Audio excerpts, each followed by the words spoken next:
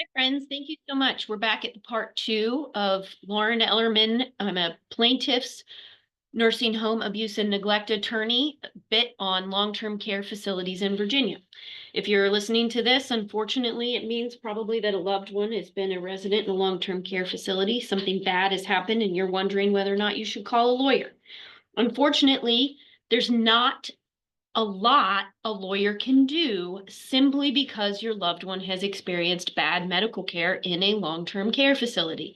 The legal system is not drafted or written or designed to right every single healthcare wrong. In fact, we turn down about 98% of the calls in cases that we get, and only about 2% of the callers have what we would call a medical malpractice case, and that includes cases against assisted living facilities or nursing homes. Many times we find that there is bad care, but no injury. That's not a lawsuit. Or someone's calling us because it's truly they're just mad at a nursing home for not refunding the money. They had better expectations about communications, and often then there's very rarely actual malpractice. When people call us, it usually begins like this: I don't want to sue anyone, but, or no one told me that assisted living or memory care isn't health care, or it's a guilt-driven call where the hospital said your loved one needs rehab. This is the best facility for them. You listen to the hospital, put your loved one in the rehab facility, and a week later they're gone and you are ridden with guilt. So let's talk a little bit about the law in Virginia. So a wrongful death statute in Virginia exists, and it explains what kind of negligence case or what kind of injury case is a wrongful death action. Stated very simply, what it says is if a person, nursing home, assisted living facility, or individual was negligent in their care and treatment of your loved one, in their negligence, meaning their bad care, their failure to diagnose, their feeding your loved one the wrong meal, their failure to give your loved one the medications they needed, if that caused their death, you might have a wrongful death case. Virginia has what we call a medical malpractice cap, which means no matter how bad the care is, no matter how egregious the wrongful death is, you can only recover up to about $2.55 million under the law. Even if the jury gives you $10 million, the most you can recover is under the cap. So let's talk a little bit about negligence cases against assisted living versus nursing homes. If you listen to video number 1, you'll see a major difference between assisted living and memory care in nursing homes. And that is quite simply that assisted living facilities are not deemed healthcare providers. And nursing homes are. So here are some of the legal differences that we need when we're looking at those types of cases.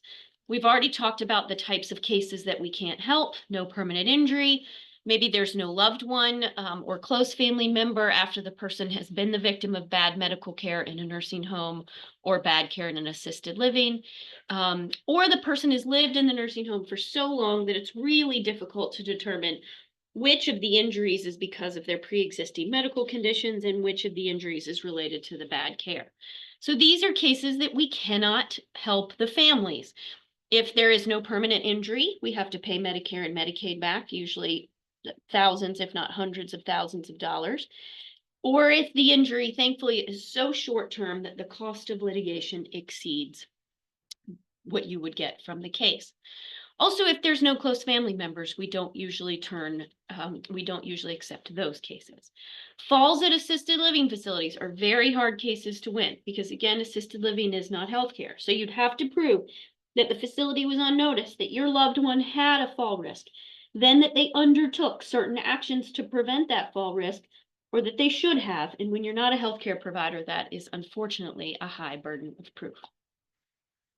Also, third-party criminal acts. There is, in fact, a bill sitting on Governor Youngkin's desk. This is March of 2025 when I'm recording this, that would, in fact, transfer the burden of proof back onto facilities for hiring bad nurses, bad caregivers. We have had cases in the past where, in fact, nursing home residents, assisted living residents have been sexually assaulted by staff, and we have been unable to prove that the nursing home had a duty to prevent that assault.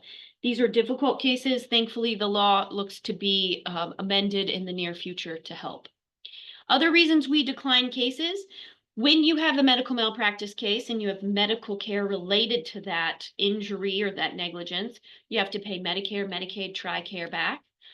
Sometimes it's hard to prove causation, meaning the underlying condition could have also caused the injury, not just the bad medical care. Life expectancy. If your loved one has lived in a nursing home in the long-term care side for the last 10 years and they're in their 90s, that'll be a very difficult case for us to take because they've already exceeded their life expectancy. Or in fact, if there's a bad family. Now, I don't mean bad people, I just mean that they didn't visit often. They weren't involved in their care. That's a really difficult case to take. Examples of folks that we can help in a nursing home abuse or assisted living case. Negligence within a few days of admission. We see this a lot. A good family that was involved in the decision to put them there, who called often, who visited frequently. Or rehabilitation negligence, meaning they'd only been there for a few days and the facility failed to meet their needs. Choking, medication mistake, failure to diagnose change in condition, those kinds of things. Also, if you are not involved in your loved one's care, we will probably not be able to take a case for you. Juries don't want to reward family members who are not involved. All right. So when you call us, you will either get myself or Mary for your initial intake call. Mary is not an attorney, so she can't provide legal advice. If you get me, I may be able to provide legal advice over the phone. Otherwise, you will get a letter or an email with legal advice on next steps. As I mentioned, we in fact decline 98% of the people who call us because the medical care that they are complaining about does not reach the level of malpractice. But when we decline your case, we will do it with resources, how to file a complaint with the Virginia Department of Health Office of Licensure or with DSS, how to provide complaints to the assisted living chain, etc. We're not always going to tell you that nothing can be done. Sometimes what we will tell you is no lawsuit could be successful, but there are other ways to investigate the care. All right, and we will give you the links on how to file a complaint with DSS or the Virginia Department of Health. In law school, Tort 101, this is a first-year class. You learn about duty, breach, and harm. That's the basis for an injury case. We have heard judges in nursing home cases say the following things. Well, you can choose to elope from a facility. Can't prove that understaffing of this nursing home caused this injury.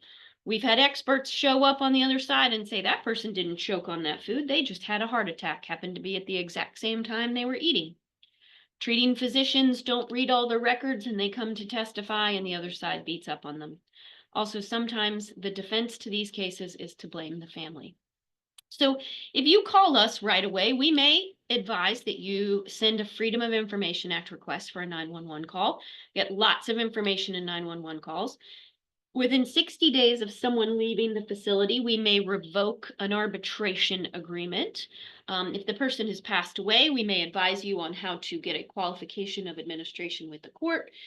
And then, of course, you can file a complaint with the DSS or Office of Licensure within a year. The statute of limitations in Virginia for these cases is 2 years for a lawsuit. All right. Well, I thank you so much for your time. If you believe that your loved one deserved better care and they have suffered a permanent injury and or their medical bills are in the hundreds of thousands of dollars after bad medical care at nursing home or Virginia assisted living facility, we'd be honored to speak to you. If you just have that gut feeling that something bad happened, we'd be happy to help you as well, but please do not be disappointed or surprised if we don't advise legal action. That is not the best path for most of these incidents of bad care in Virginia. Thank you for your time.